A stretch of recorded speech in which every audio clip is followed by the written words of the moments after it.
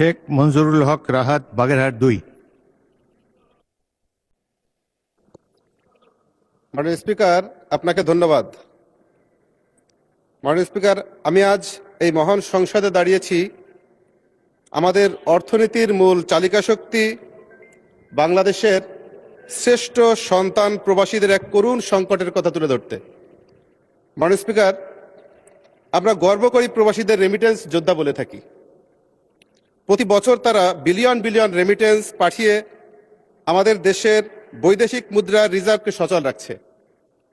কিন্তু অত্যন্ত পরিতাপের বিষয় হলো বর্তমানে লক্ষ লক্ষ প্রবাসী এক ভয়াবহ পাসপোর্ট সংকটে ভুগছে।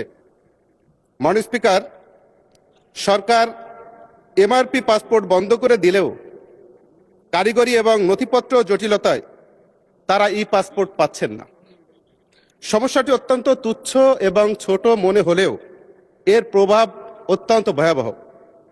একজন প্রবাসী 5 বছর, 10 বছর, 15 বছর আগে যে তথ্যে পাসপোর্ট করেছিলেন, বর্তমান এনআইডি, জন্ম নিবন্ধন এবং তার সাথে সামান্য বানানোর অমিল, বছরের অমিলের কারণে তারা তাদের পাসপোর্ট নবায়ন করতে পারছে না, আটকে আছে।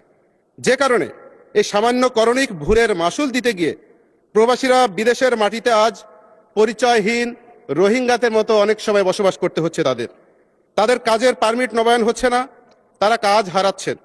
এমনকি অনেককে এই জটিলতার কারণে জেলেও যেতে হচ্ছে। রাষ্ট্রের ডিজিটাল সিস্টেমের সমন্বয়হীনতার দায় কেন একজন রেমিটেন্স যোদ্ধা বহন করবে? মাননীয় স্পিকার, এই দাবিটি প্রবাসীদের প্রাণের দাবি। অনতি বিলম্বে একটি অন স্টপ সার্ভিস চালু করা হোক, যার মাধ্যমে রেমিটেন্স যোদ্ধারা তাদের এই সমস্যাটা সহজে সমাধান করতে পারে। ধন্যবাদ মাননীয় স্পিকার।